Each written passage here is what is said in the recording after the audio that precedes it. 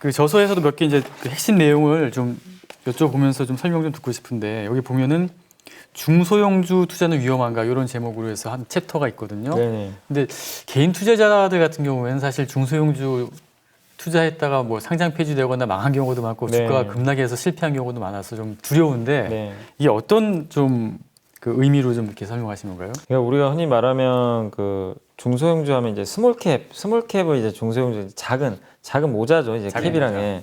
그러니까 이거를 이제 많은 분들이 그 너무 위험하다. 그래서 항상 뭐 대형주 투자를 해야 된다. 네. 뭐 그런 얘기들이 많은데 사실 그거는 하나의 또 역시 제가 말씀드리고 싶은 거는 좀 고정관념인 것 같아요.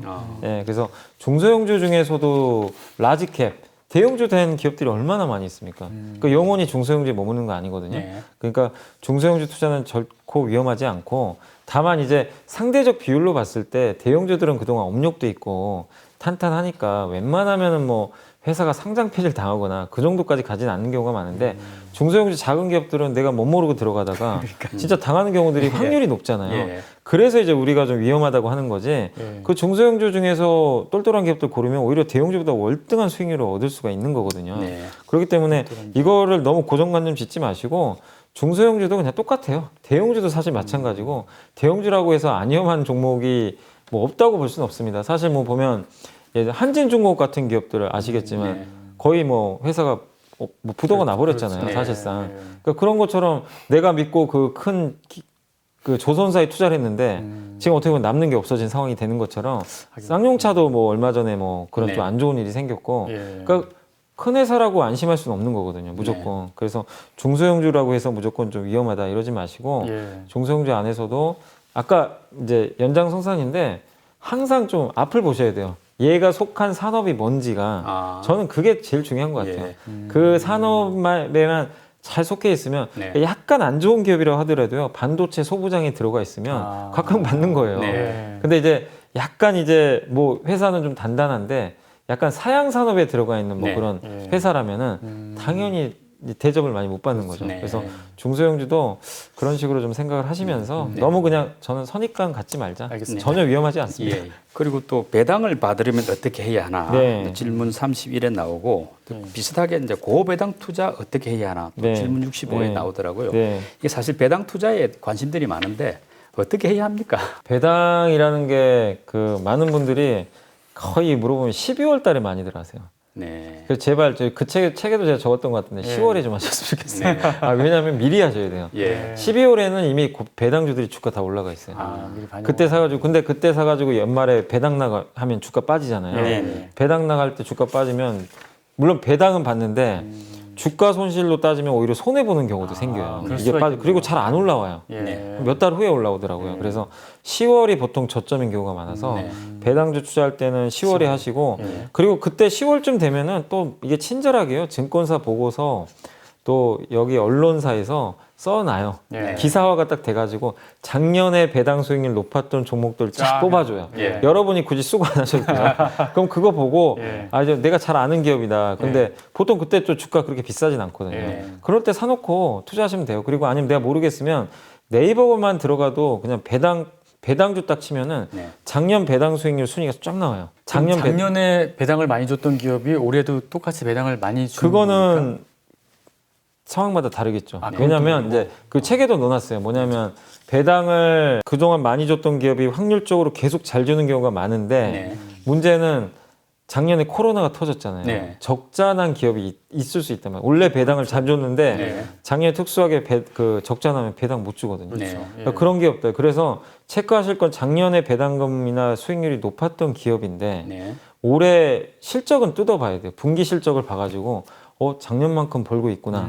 그러면 그거는 이제 확률이 높아요. 네. 근데 딱 봤더니만 상반기에 딱 적자가 난 거예요. 네. 얘는 패스하셔야 돼요. 예. 얘는 올해 안 줄 수도 있겠구나. 안 줄 수도 네. 있겠다. 그러니까 그거는 정말 좋은 질문이신 게 네. 그거는 반드시 잘 우리가 네. 걸러내야 되거든요. 예. 왜냐하면 회사마다 회사 입장에서 그러죠. 아니 우리 적자 나는데 어떻게 배당 줍니까? 그거 할 말 없는 거예요, 솔직히.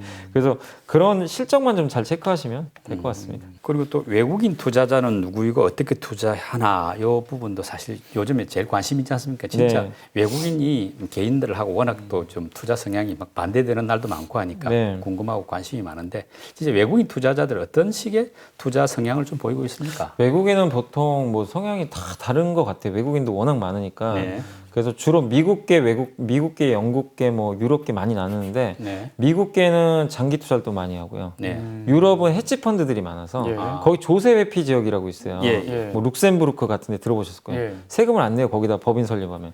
그러니까 그쪽은 주로 막 단기 매매를 되게 많이 합니다. 아. 이게 들어갔다가 한 2, 3조에 확 빠져나가고 네. 그런 게 많아서 외국인마다 다 좀 성향은 다르다. 그러나 외국인 투자자들의 공통적인 건 어쨌든 환율인 것 같아요. 아. 우리나라 원달러 환율이 떨어질 때 당연히 원화로 환산했을 때 수익이 훨씬 많이 나니까 네. 그런 면에서 환율 하락기에 당연히 외국인들이 들어오는 거는 예. 좀 맞는 것 같고 그리고 외국인들은 어쨌든 시장 전체를 사는 경우들이 좀 많아요. 네. 그러니까 이제 특정 종목보다는 우리 한국의 원화가 강해지고 한국 시장 매력적으로 보이는데 그러면은 그냥 삼성전자부터 뭐 코스피 50 종목을 그냥 다 그냥 한 번에 깔아가지고 예. 그냥 다 들어오는 거죠. 주로 이제 외국계 펀드에서 하는 건데 예. 그걸 이제 주로 비차익 프로그램 매수라 그래요. 네. 예, 그런 것처럼 주로 좀 대량의 물량을 한 번에 사는 경향들이 좀 있어서 외국인 투자들은 좀 어쨌든 성격은 좀 그렇다. 다만 외국인들도 국적이나 뭐 외국인도 사실 미국에 사는 스미스라는 사람이 우리 한국에서 투자하면 그냥 그것도 외국인이잖아요, 사실은. 그러니까 그런 것처럼 너무 다 달라요. 아. 외국인도 기관이 있고 예. 외국인도 개미가 있으니까. 근데 우리가 생각하는 외국인은 기관 투자자라고 생각하시면 돼요. 예. 외국의 기관 투자자가 네. 우리 한국 시장에서 대체적으로 매매를 많이 하고 있다. 이렇게 좀 생각을 하시면 좀 좋을 것 같습니다. 하나만 더 추가로 네. 여쭤본다면 그 검은 머리 외국인이라고 뭐 지칭해서 하는 사람들 있잖아요. 네. 그게 뭐예요? 그러니까 우리 한국 사람인데 사실상 한국 돈인데 예. 외국인 계좌를 쓰는 거죠. 어. 그러니까 약간 예전에 요즘에는 잘 모르겠어요. 교포를 얘기하는 건가요, 그러면? 아니 교포도 만약에 그게 뭐 만약에 그 외국인이면 예. 외국인이잖아요. 네. 외국인 계좌죠. 예. 근데 그거를 뭐 우리 한국 사람이라고 보면은 검은 머리일 수도 있지만 그냥 뭐 이 사람 미국 사람이니 미국 국적이면 미국 사람일 수도 있는 거니까 근데 옛날에는 그러니까 요즘에는 이런 얘기가 별로 없는데 예. 이것도 되게 오래된 얘기지만 2000년대에 그런 얘기가 되게 많았어요. 네. 그때도 이제 수급이 보이니까 어떤 진짜 이상한 좀 잡주 같은 기업인데 외국인이 너무 많이 사는 거예요. 네. 그럼 사람들이 이거 뭐지? 어. 이 기업을 외국인이 왜 살까? 뭐가 있구나. 예. 아. 나중에 알고 봤더니 검은 머리예요. 예. 우리 한국 사람의 돈인데 예. 결국에 외국인 계좌를 이용해서 들어온 거죠. 네. 약간 이제 어떻게 보면 좀 작전일 수도 있는 작전이죠. 거죠. 예전에 그런 게 되게 많았다고 예, 그러더라고요. 예. 그러니까 그런 건데 요즘엔 그런 건 요즘에는 없네요. 아니에요. 요즘에는 그런 얘기는 없는 것 같아요. 거래량으로 주가 방향을 알 수 있나 사실 이게 관심들이 많은 부분이거든요. 거래량하고 주가 관련성은 어떤가요? 거래량이 우선을 하죠. 왜냐하면 이제 거래량이 항상 이제 책에도 뭐 많이들 기술적 분석에 보면은 네. 거래량이 좀 우선한다. 그러니까 거래량이 선행한다. 네. 이런 얘기들이 나오는데 그러니까 주가라는 게 올라가고 내려가고 하는데 보통 이렇게 주가가 올라갈 때 거래량이 올라가잖아요. 네. 그리고 내려갈 때는 거래량이 줄어드는 게 이제 보통이거든요. 네. 근데 이 보통 주가가 이렇게 올라가다가 어느 정도 이제 고점 자리, 그러니까 우리가 흔히 예측할 수 있는 뭐 그냥 조금씩의 뭐 거래량 증가, 아니면 일반적인 주가 상승은 그냥 딱 봐도 그냥 정상적이구나 이럴 수 있는데 2주 전인가 아마 그랬을 거예요. 그때 개인 투자분들이 4조 산 날이 있어요. 엄청 그날 예. 그때 엄청 3천 거의 300. 마비되고 막 그랬잖아요, 네. 그날. 그때 거래량이 엄청나게 나왔거든요. 예. 근데 그때 이제 지수 차트의 모습을 보시면 아침에 쫙 올랐다가 네. 위에 꼬리가 길게 달리면서 결국 하락하면서 음봉이라 그러죠. 우리가 네. 시가보다 지금 종가가. 현재까지 종가가 낮은 거. 네. 그렇게 끝났는데 보통 그런 패턴이 고점에서 나오면 우리가 단기 꼭지라고 얘기를 하는데 그때 보셔야 될 게 거래량을 보셔야 되거든요. 네. 거래가 많이 나왔다는 거는 위에서 누군가 팔아버렸다는 얘기예요. 올라왔는데 네. 누군가가 강력하게 던져버렸다는 얘기예요.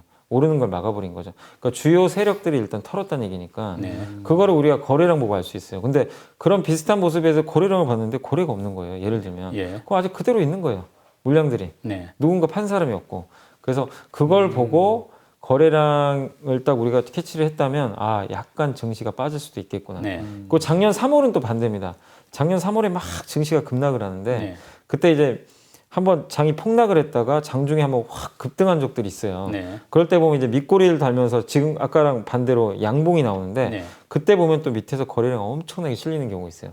그럼 뭐냐면은 팔 사람은 팔았지만 누군가 밑에서 왕창 산 거거든요. 네. 그러니까 바닥권에서 대량 거래는 네. 그런 패턴에서 나오는 거는 또 바닥 신호라고 우리가 상승 신호다. 네, 상승 신호다. 예. 그러니까 이게 무조건 맞는다는 아닌데 이 특정하게 뭔가 변동성이 확 커졌을 때 거래량이 확 증가하거든요. 네. 위든 아래든. 네. 그럴 때는 그 거래량을 보고 우리가 좀 체크를 해가지고 아, 이쪽으로 갈 수도 있겠구나. 네. 이쪽으로 갈 수도 있겠구나. 그런 것들은 미리 좀 예단을 할 수 있는데 다만 이것도 옛날처럼 막 맞진 않더라고요. 옛날에는 진짜 잘 맞았거든요. 네. 근데 요즘에는 기술적 분석이 과거처럼 네. 잘 맞진 않아요. 예. 워낙 왜냐하면 이걸 아시는 분들이 워낙 많으셔가지고 이게 옛날에는 뭐 5일선 돌파해서 매수하면 수익 나고 이런 게 되게 많았어요. 이평선. 네. 아 진짜 그 공식도 있었어요. 예, 예. 근데 지금 전혀 안 맞잖아요. 네. 지금은 그 공식대로 하면 진짜 계좌 다 상당히 심각한 손실 볼 수 있기 예. 때문에 예. 그래서 거래량도 예전 같지는 않지만 그래도 제가 믿는 것 중에 하나는 방금 말씀드린 대로 그런 의미 있는 뭔가 위아래에서의 거래량 증가는 네. 반대 방향으로 가는 경우들이 있어서 네. 그런 건 좀 참고를 하고 있습니다. 주식 매도의 비결은 요 부분인데 사실 매수 매도 타이밍 잡기가 이제 주식 뭐 가장 어렵죠. 네. 초심자뿐만 아니고 뭐 주식 투자하는 사람은 가장 어려운데 요 부분에 대한 어떤 조언을 좀 해준다면 어떨까요? 네, 뭐 책에도 나와 있는데 어쨌든 세 가지고요. 예. 그러니까 내가 주식을 들어간 이유들이 다 각각 너무 다 다르시잖아요. 네. 근데 중간에 수익 나면 팔고 싶고 또 예. 손절도 하고 싶을 텐데 첫 번째는 이제 내가 돈이 한정돼 있다면 이 종목을 내가 그러니까 팔고 싶을 때 다른 좀 대연주가 있는지 네. 이걸 팔고 다른 게 더 좋은 게 있으면 아. 한번 교체하셔도 되거든요. 네. 그게 첫 번째고 대안. 두 번째가 제일 중요해요. 두 번째가 뭐냐면은 결국에 이 종목을 내가 산 이유가 있잖아요. 네. 예. 그러니까 뭐 예를 들어서 아까 뭐 현대모비스를 내가 샀다면 네. 모비스를 샀다면 자동차 전장 부품 시장이 좋아질 것 같아서 예를 들면 샀어요. 그래서 그러면 그거를 믿고 그냥 가져가면 되거든요. 네. 좋아지면 좋아지는 대로 안 좋으면 손절하면 되는데 중간에 10에서 20% 수익 나니까 그 마인드를 버리고 나 이 정도면 만족해. 아. 이거는 매도에 의미가 없다는 거예요. 네. 먹었어도. 예. 근데 내가 전장 부품 시장이 성장하는 걸 보고 현대차가 이렇게 좋아질 것 같고 앞으로 자율주행도 나올 것 같고 몇 년의 텀을 가지고 나 한번 해보자. 나랑 같이 동행해보자. 이런 마인드면 중간에 뭐 여기서 반토막이 나더라도 그 아이디어가 회수 안 되면 끝까지 가져가야 돼요. 네. 아니면 더 사야죠 오히려. 네. 사실상 문제가 없으면. 근데 대부분 개인 투자는 그렇게 못 하십니다. 네. 대부분은 그냥 목표 수익률만 생각해요. 근데 이런 경우가 있죠. 현대모비스를 그냥 차트를 봤더니 한 5% 수익 날 것 같다. 네. 들어갔어요. 그러면 5% 팔면 돼요.